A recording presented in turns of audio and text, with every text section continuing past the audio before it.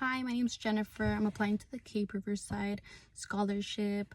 I am pursuing a multiple subject credential plus a master's, and I am pursuing to get a BLA authorization. I am a resident of Riverside County, and a little bit about myself. I'm 23 years old. I was born and raised in the Coachella Valley. My parents migrated from Honduras in the 1990, and we've lived here ever since. And I was a first generation student, and growing up, my parents only spoke to me in Spanish. Up to the age of 5, I was introduced to English, of course, I went to school, but my whole life I've spoken Spanish. And so when I knew I wanted to be a teacher, I knew I wanted to teach in Spanish. So then I went ahead and started looking into information about the BLA authorization. And then as I'm student teaching, I do see my designated teacher teach in Spanish, so I love it even more. Connecting with the parents and the students, there's a lot of connections of when I was little and then seeing them be in school now. For example, of course, some of the students, my parents, when I was growing up, they used to work really long hours, so I didn't have mentors at home.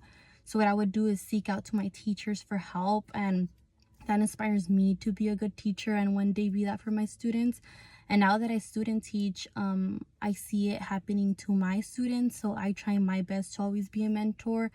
But I feel like the scholarship would really help me for the resources that I use for these students. A lot of times when I'm creating my lesson plans, I try to mold my lesson plans into ways that they could learn best and according to their interests. A lot of the times the printouts that I get, or the Play-Doh or the sand that I get for them to do hands-on activities, since I do kinder, comes out of my pocket, and I currently don't work. I am student teaching, so it is really hard for me to find ways to buy certain stuff for my students. I currently started also a savings account for my future classroom. When I've talked to other teachers, they do mention that a lot of the resources that they get does come out of their pocket, and so I started saving up a little bit for that even before when I was working. And so the scholarship would really help me for the students that I teach now and the students that I will teach in the future. Also, aside from that, of course, I did take the BLA authorization test, and unfortunately I didn't pass the first time. I had to take it a second time, and I did have to pay out of my pocket. And so now hopefully I pass the second time, or else I will have to retake the test again and pay one more time. I am thinking of maybe looking into tutoring or resources online, even if it costs money.